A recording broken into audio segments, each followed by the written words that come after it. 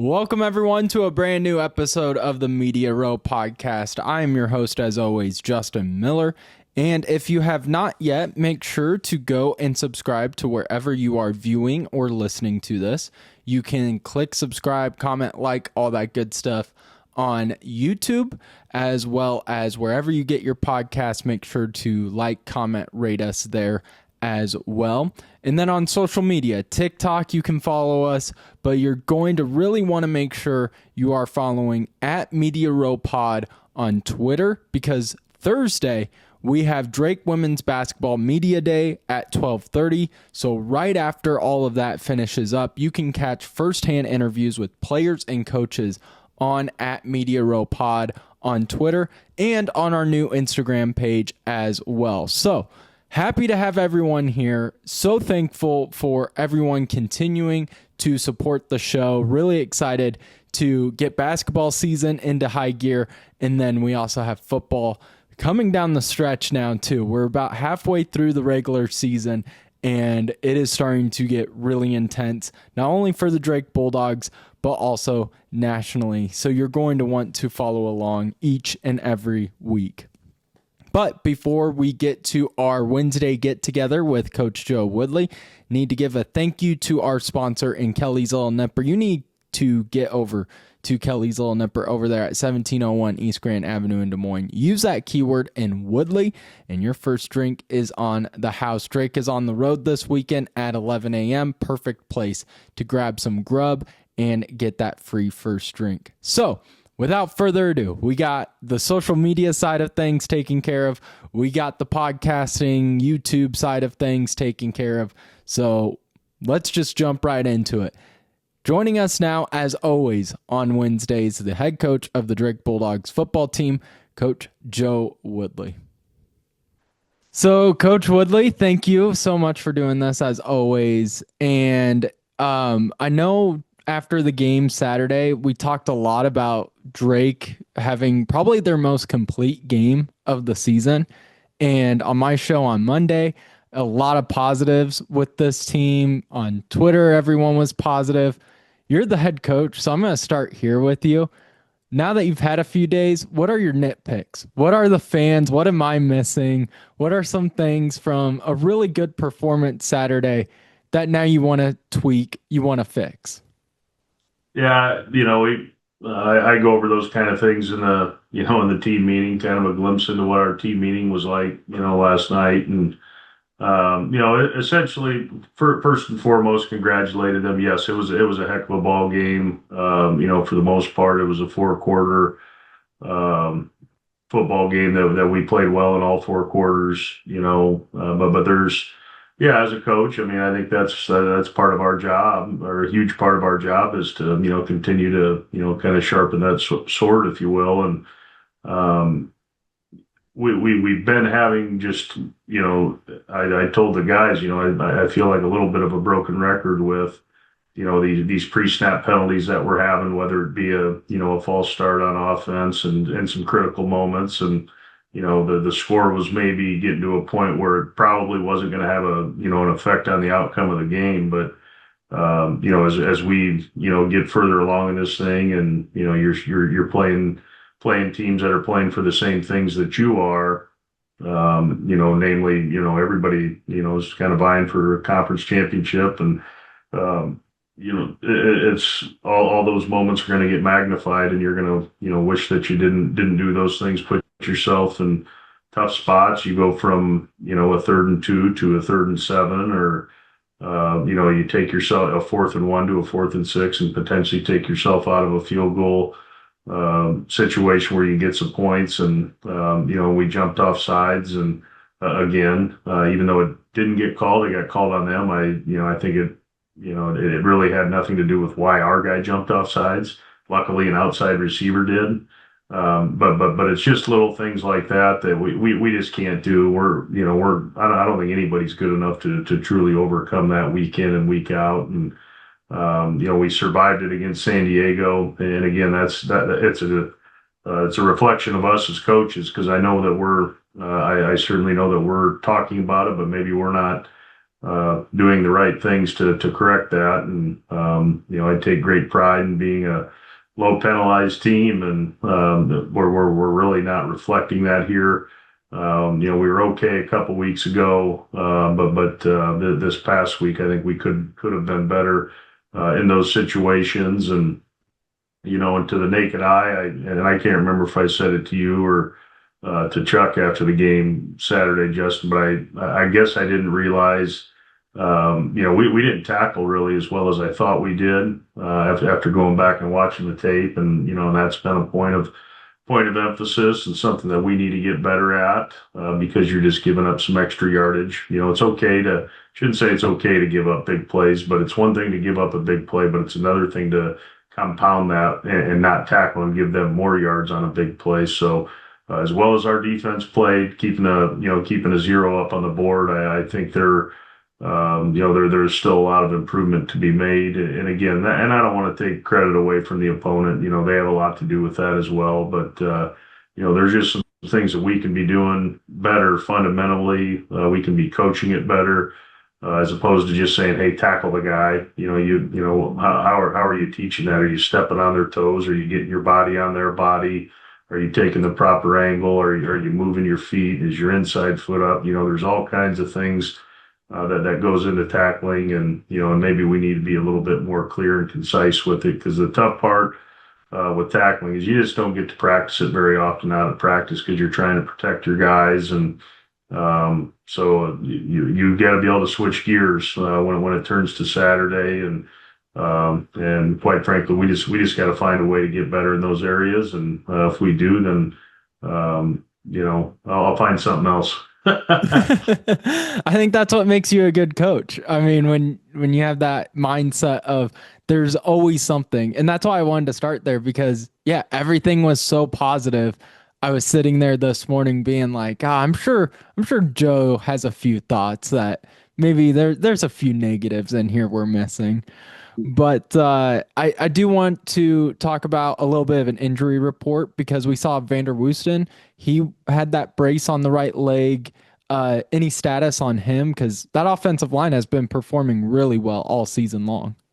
Yeah, probably. We're doing this Monday night here, Justin. Probably should get a pretty good answer tonight of where we're at with Vandy. And I don't believe it's going to be something that's going to keep him out for a real extended amount of time. But I just don't know, and it'd probably be unfair for me to give a diagnosis here, because I don't, or whatever prognosis, whatever you want to call it. I don't know the timeline there yet. Obviously, he didn't play Saturday, just because there were some things that we just didn't feel good about putting him out there. And of course, we listen to the doctors and training staff, and certainly value their opinion. And we just didn't feel it was best to put him out there. And like I said, we should know a little bit more tonight with him.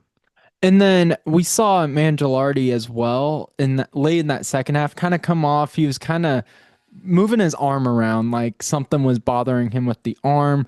Any update on him? He seemed fine, but just wanted to get an update because he's been incredible as well. Yeah, just kind of the football layman's terms. It was just a stinger. Oh, okay. Those things just happen from time to time, and it's a physical game. And he came up, tried to put a whack on a guy, and just like I said, it's pretty much all it was. Fully expecting Mikey to be available for us this week. He's been like I've said, he's been incredible. I think it was crazy that he got his first start against South Dakota, and since then, I mean, he's just kind of rejuvenated that secondary position as a whole for that team. Yeah, he's done a nice job, and I think I don't know if I mentioned it last week, but coming out of the spring, he was, you know, he was probably going to be one of the starters, but he got hurt late in spring, and it's just taken him a while to come back from that injury. Again, it wasn't a real long injury that he was out, but he was out some time. And and it just cost him some reps that he needs to feel good about what he's doing. But he's certainly one of the smarter football players on our defense. There's no doubt about that. And when you can do that, you just bring a lot of value, because especially back there, you're getting really darn near the whole defense lined up based on the calls that you're making, and we put a lot on his plate with that, and really both safeties for that matter. They're communicating to the corners and sometimes to a linebacker where the run support's coming from, and so on and so forth. So they got to be pretty spot on with what they know and what they're doing, and then from there it's executing their job and making some plays, and yeah, he's certainly done a little bit of that to this point, and hopefully we can continue to get some more production out of him. And then lastly, Chase Spellman started 2 games in 2 straight weeks, but then last weekend, uh, in street clothes, had his jersey on, I guess, but mostly in street clothes, didn't take a single snap. Any update on him? Yeah, Chase, we were just at a point, he wasn't at a point comfort level wise of being of having the confidence what he feels he needs to have to go out there and be effective for us. I mean, we approached the whole week with Logan as the starter. It was nothing along those lines, but Chase is still. I don't know if day to day is the right way to put it, but we're just in constant communication with him and where he's at, because it's such a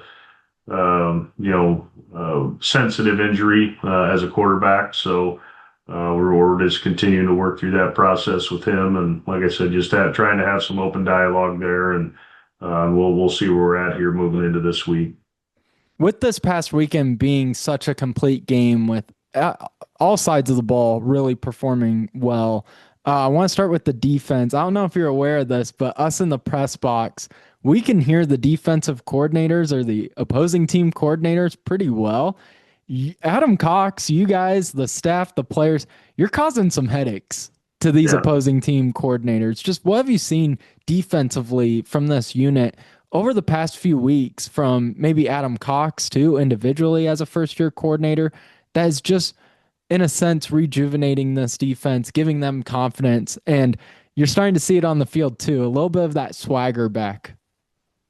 Yeah, no doubt about it, and I think there's a handful of things at play there, and yeah, Coach Cox does a heck of a job. That there, I'm not gonna, he's an extremely prepared, organized, detailed coach. He learned under, he spent time at the University of Iowa under Phil Parker and Seth Wallace, two guys that I have a great amount of respect for, and have spent enough time around to know that it's pretty much business all the time when they're whether it be in their meeting room or out at practice, and I see a lot of those same characteristics of Coach Cox. He has his own spin on the way he does things, but certainly learned from he went to kind of the school of what better place to learn defense than at the University of Iowa, and for him to have an opportunity to be a coordinator, and I've kind of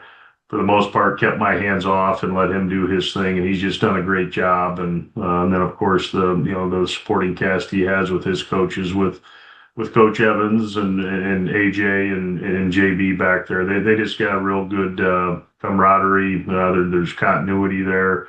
They all believe in what they're coaching and what they're doing, and but I would say the one of the biggest common denominators there is I think we've got some really good football players on that side of the ball, and and obviously that's just a recipe to have some success. And I think we're putting them in the right spots, and then they're really executing their job. But it's these types of things don't happen just overnight. Yeah, we got here. We went through spring ball with them, and through camp, and now we're through whatever 6 games it is. It just takes time, and I think they're starting to understand everything. I know sometimes it may look you pop our film on, or you're just a casual observer. It probably doesn't look like we're doing a whole lot, but man, there's a lot going on based on a backfield set, a formation, a split of a receiver, where the ball's at. There's everything goes into the call.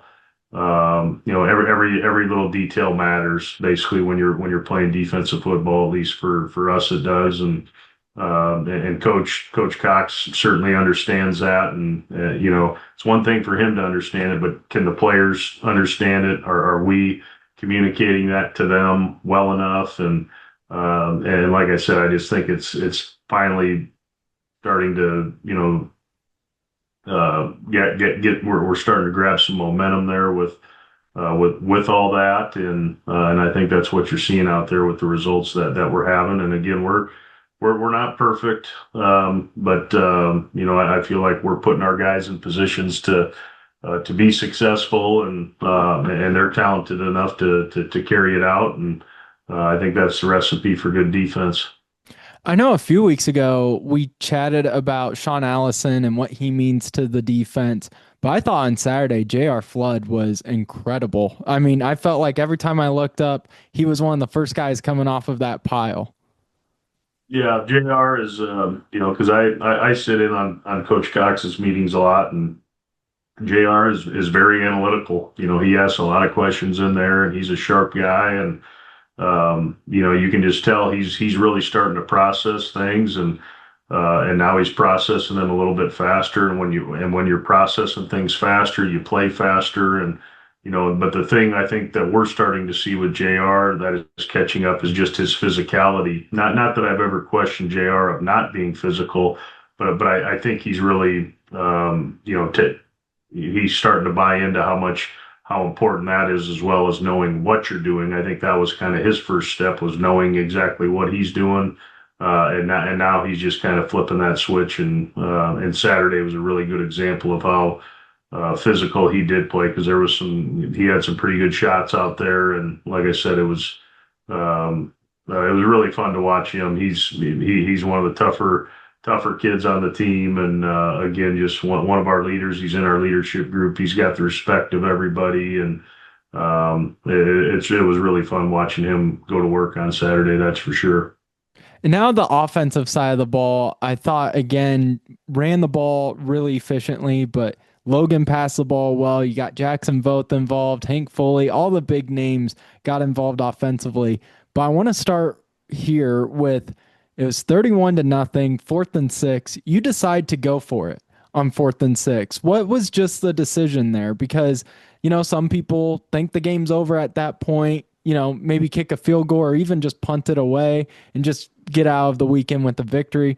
Just what's the thought process as you as a coach to go for it at 4th and 6? Well, if you remember right, it was 4th and 1, and we false started, so it backed us up to 4-6. What I was alluding to earlier, and I just felt like it kind of. I don't remember exactly where the ball was at, Justin, but it probably nudged us a touch out of field goal range. I really didn't want to mess with kicking a field goal there, and at and I believe it was still in the third quarter, so I thought we were far from whatever, but I knew the way our defense was playing, and I just had confidence to go for it. And maybe they get the ball at the 30-yard line or whatever it was, and I can live with that. But also, hey, let's try and put the gas down here and see what we can do. And correct me if I'm wrong. Was that the touchdown pass to Jackson. Yep. yeah, yeah. So again, that's just Logan making a play. Yeah, it was kind of like almost like a smash route type concept, and they sent like three guys to the hitch route, and we kind of got behind them, and good, because the easy throw is usually probably just to get the first down, but Logan, good for him to have the awareness to see the open guy, and make a play for us. And yeah, that kind of sealed their fate, and certainly got our sideline excited and juiced up, and then it just continued on from there. So I mean, that wasn't. I don't think that was too hard of a decision. You're kind of right in that that zone of what do you do here? Do you try and attempt a field goal and all that? And he's had good success. I didn't feel the need to put him out there in that situation and kind of muddy anything up in that regard either. So. But yeah, I was, that was certainly a nice surprise. I could have lived with a hitch route for 6 yards and, just move the sticks, but certainly take a touchdown, no doubt. Yeah, never going to complain about a score there. But there was a lot of really close games this past weekend, just nationally. And I have a question just about coaching in general and your philosophy, because as an outside observer, someone who, of course, has never coached a day in his life, one of those couch coaches, I guess. I'm that, but A lot of just those. there's a lot of them. But I've noticed a thing of, let's say an offense roles are reversed. Davidson's at 4th and 6. They, just false started, got pushed back. They bring their offense back out there. I've been seeing a lot of defenses take timeouts. And I grew up always thinking you don't want to do that because you're almost giving the offense another opportunity to think things through, get another play in. What's your philosophy on that? Like, do you like taking a timeout when you feel like you have the offense on the ropes, or do you like playing it out? Yeah, I think, uh, I guess there's just so many things that can factor into that decision. I mean, yeah, I think, yeah, definitely the old school thought is to, to not bail them out or whatever. But it just depends. Is it something where they're hurrying up? You got the wrong personnel out on the field, and believe me, I learned my lesson the hard way with this one. We were, in the national title game in 2021, and probably should have just kept the defense out there, and we decided to run I think our normal punt return out there because it was just past the 50. It was about 4th and 4, 4th and 6, and and then or I had to call timeout because I had like 100 guys on the field. So and called timeout, and we're just going to send the defense out there, go play punt safe. Well, gave the other team time to think about it, and they went for it, and they went for it and got it, and they went down and scored a touchdown right before the half. So I guess you're always kind of learning through those situations. Again, when it's 31-0 one way or the other, probably not that big of a deal. But when it's call it a 21-21 or 24-21 point game somewhere in that world, you better have a plan of what you want to do. But I again that would be more. I don't know that there's a right or wrong answer there, Justin. I don't think there's necessarily anything wrong with calling a timeout. It depends. Is the clock running? Are they out of timeouts? That time of thing. Because I've been on the other side where I didn't call a timeout, and they're trying to hurry up and run a play, and then all of a sudden they hurry up and make a poor decision. And I've been on that side of things too. So don't know if I answered your question there, but It's just yeah, all situational, is basically what uh, you're saying. it is. And and you're as a head coach, you're trying to stay one play ahead, but sometimes. There's things that come about that, man, I didn't think of that. You write those things down and try and be prepared for them the next time, and just kind of store those in your memory bank. And so you'll notice I'm in punt safe quite a bit once it gets to midfield, based off that deal that I went through. So, like I said, you live and you learn. And at that time I was whatever I was, maybe a 40-year-old head coach. So. I've got a few more years under the belt now and seen a few more things, but there's always something you're learning from. And I take a lot of notes during the game and try and remember things. So my memory isn't the best. That's why I write everything down. And I actually once knew a guy, and I've thought about doing it now that these phones are so capable, everything, but I don't want to get accused of being on my phone on the sideline. But there was a legendary high school coach that had what do they call them, like a dictaphone or whatever Oh, yeah, yeah, yeah, yeah. Like you just speak into it and it'll write out everything for you.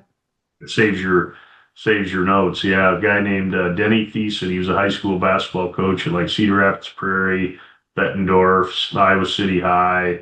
I think he won a couple state titles, or he was a highly successful guy and older guy. But that's what he did. He wrote his or voice notes or whatever you want to call it. So maybe I'll think about something like that. I don't know. I don't know why the hell I brought that up, but made me kind of think about it. No, So and like to your point, this day and age with social media, yeah, you'd be all over the place if you see Coach Woodley there on his phone.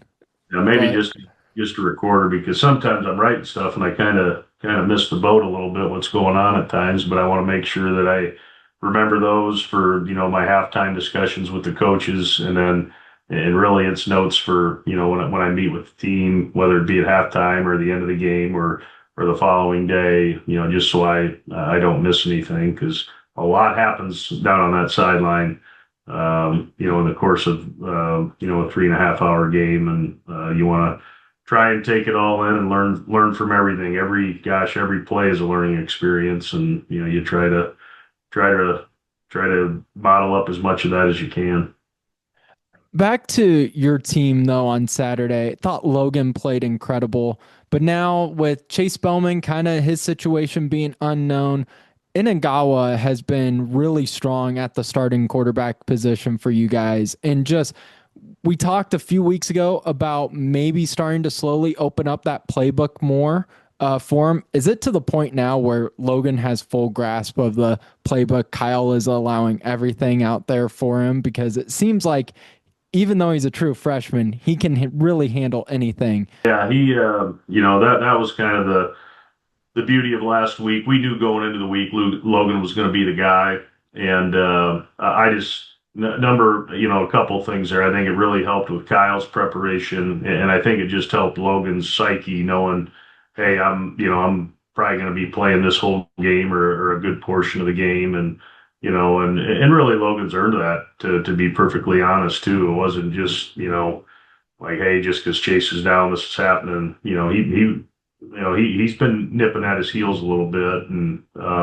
so I think it was I think that really helped really for both of those parties, and I think it will help moving forward based on the success that Logan had Saturday, and the thing that I really appreciated about Logan on Saturdays, he made some really good decisions, because that's been my critique of him is, hey, bud, you've got a good defense behind you. You don't need to make the home run play all the time. And I thought he just did a really good job of that. He played a really good football game, sound football game, 2 games in a row. Now, Chase played obviously a majority, if not most of all the San Diego game, and we didn't have a turnover.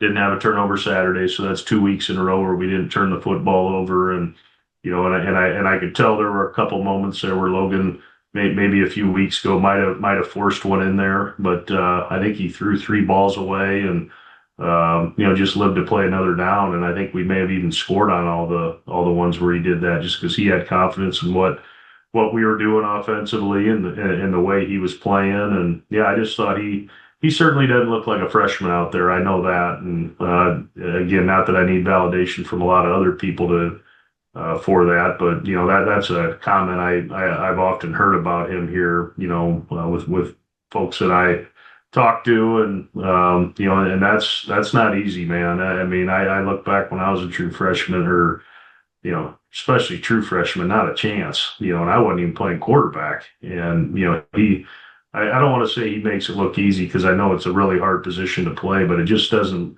he just never seems to get too rattled.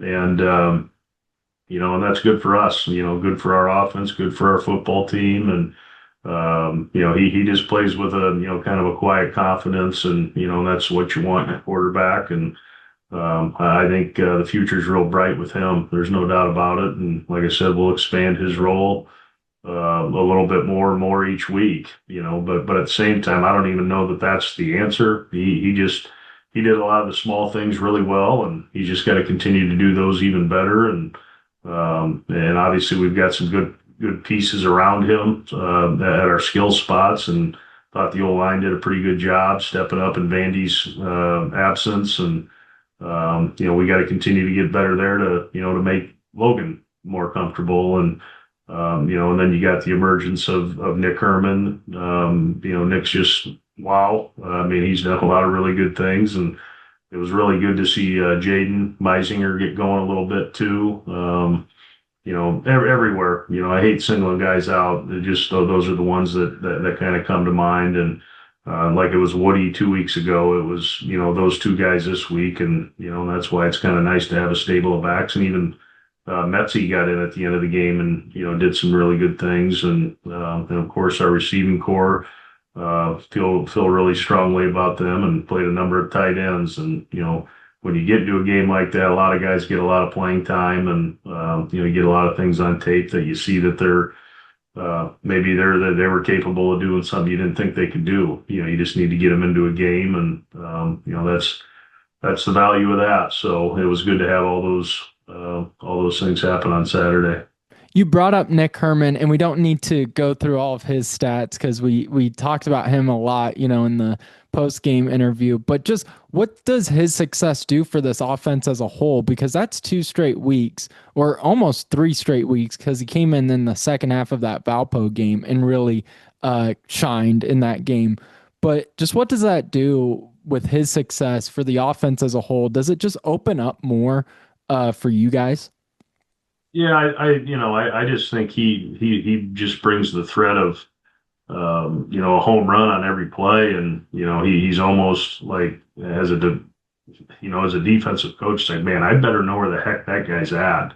And I just mentioned all the other good players we have, and it just kind of unlocks maybe some of the things that we can do for them because of that. And I don't know that Nick's quite got to that status yet, but he's certainly knocking on that door because he made a couple plays Saturday that was like, wow.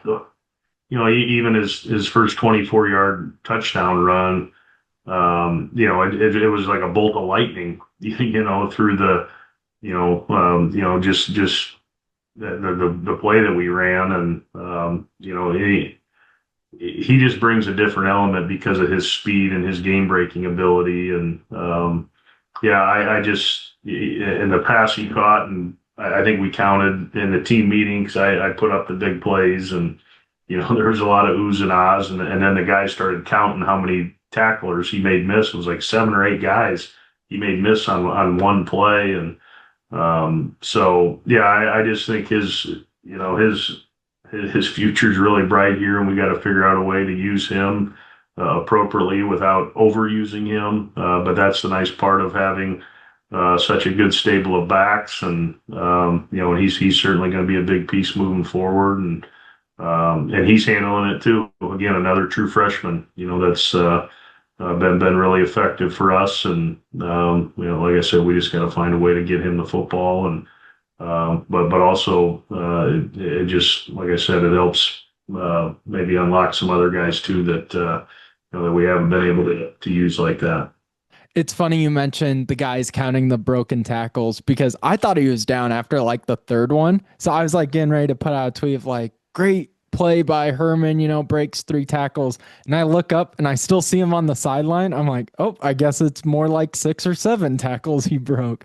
That was an incredible play. But I want to end here with just previewing this weekend's team, hitting the road against Marist, another really strong team in the PFL, a team that played San Diego, actually beat them and played them really close. So you kind of have that to kind of gauge yourself against. But just what have you seen from Marist so far? Yeah. Again, defensive coach, I always go immediately to their offense, but I see a quarterback. I think he's been there a few years now. At least I know he was their starter a year ago. Big kid. He's 6'3", 6'4", 230, 240 pounds. And early on in the year, I think they utilized him, kind of much like for the folks in Central Iowa, kind of how I was using, Gronkowski. They're running the ball with him, and more design type runs. And as of late, he got dinged up against somebody and didn't play against Penn. And they used their backup, so I can't remember who they played right before that, but he got dinged up, didn't play. So ever since then, they at least it appears they're not running the design runs for him. But he is such a threat in when they do their drop back passing, or it doesn't even matter if quick game passing. If he's sees a lane, he's going to take it and go try and gobble up 7-8 yards, and he does that really well. If pass rush is above his head, or he finds a crease, he's just going to go take it and steal some yards. And so there's the element of that. He's got a pretty big arm, pretty lively arm. I do think they've got some really good skill players, a couple of good backs, a couple of really good receivers, an enormous tight end that's I think he's one of their leading receivers, maybe second, maybe their most yards, it looks like. But again, just an efficient offense from what I see, and And then on the defensive side, very, very active group. A couple of really nice players up front. I really like one of their defensive linemen, interior guy. They got an outside backer. Sometimes they move him inside based off of, whether, I don't know if it's a formation thing or a personnel thing. I think he was all PFL or something as a freshman last year. Nice player. And they got a secondary player that's probably one of the better secondary guys in the league. Their safety, number 25, just really covers a lot of ground, tackles really well, athletic. Yeah, it's like every week, Justin. It's and then you factor in a flight out to the East Coast, and probably not as ideal as the kind of the situation we had in San Diego where we flew in. Our hotel was like 10 minutes from the airport, and then the stadium was like 10 minutes from the hotel. Here, we're flying into Albany. We're staying in Albany. We got an hour and change drive in the morning. I'm not even sure is it Poughkeepsie? I don't know if I'm saying that right. But you have some things like there that could potentially distract you. That was a very clear message in the meeting last night. Those aren't going to be excuses. We're going out there to play a football game, and nothing needs to get in the way of trying to go win a football game out there against a real good team. They just came off a heartbreaking loss to Moorhead. They had the game. Now, I guess you could look at it a couple different ways. Moorhead was, for the most part, in control of the game. They were up 20-0 at one point. And then Marist kind of stormed back and went down and scored what they thought was the go-ahead touchdown. And Marist kicks off with like 40, gosh, I don't even know if there was that much time left, 40-some seconds left. They kick off, they allow a big return past the 50, and they late hit a guy out of bounds. So all of a sudden, Moorhead's, approximately at 35. I think they might have ran one play, lined up and kicked a game-winning field goal to win 23-21. And Moorhead had kind of been reeling a little bit. They'd had a couple tough losses. That's a tough place to play from everything I understand down at Moorhead. But you mentioned San Diego. They beat San Diego at home at Marist. A few weeks back, we saw that tape right before we played San Diego, and I remember watching them at the time, thinking, man, that's going to be a tough out. All the way out on the East Coast, go play them. They just beat a very good football team in San Diego, and they beat a scholarship team earlier in the year, Wagner, and I can't remember where else. They played a tough schedule too, just like about everybody in this league with your non-con stuff. So, but yeah, really good opponent, and we got to be playing our best football. And it's good that we did play a good game Saturday on both sides of the ball, so our confidence should be good. But this is a really good team that we're getting ready to go play, and we got to go do it on the road. So. But I like the makeup of this team and what we've got, and I think we'll go out there and we'll go put our best foot forward. There's no doubt. A huge thank you to Coach Joe Woodley, not only for coming on Wednesdays on the show, but coming straight off the field on home games, coming up to the press box for a few questions with us. Always means a lot to us. Love Coach Woodley, and just really appreciate him coming on the show each and every week. That will do it, though.